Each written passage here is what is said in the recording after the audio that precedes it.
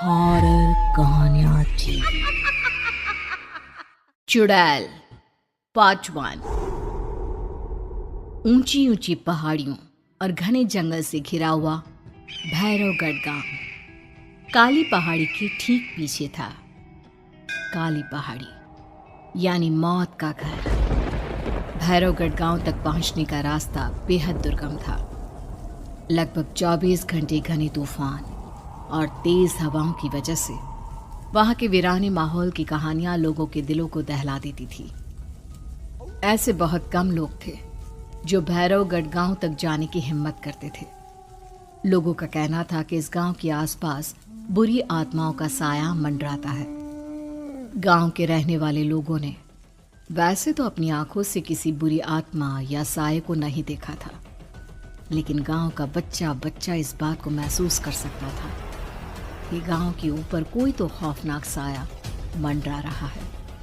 और उसकी वजह ये थी कि उस गांव में जैसे ही कोई लड़का 18 साल का होता, उसके 18वें जन्मदिन की रात ठीक 12 बजे अकस्मात उसकी मौत हो जाती। हर बार ये मौतें बड़े ही रहस्यमयी ढंग से होती, और इस बार सरपंच सुमेर के बेटे को 18 साल होने में अब बस 15 दिन बाकी थे। अजी सुनते हैं, हमारा बेटा भी कुछ दिन बाद 18 साल का हो जाएगा।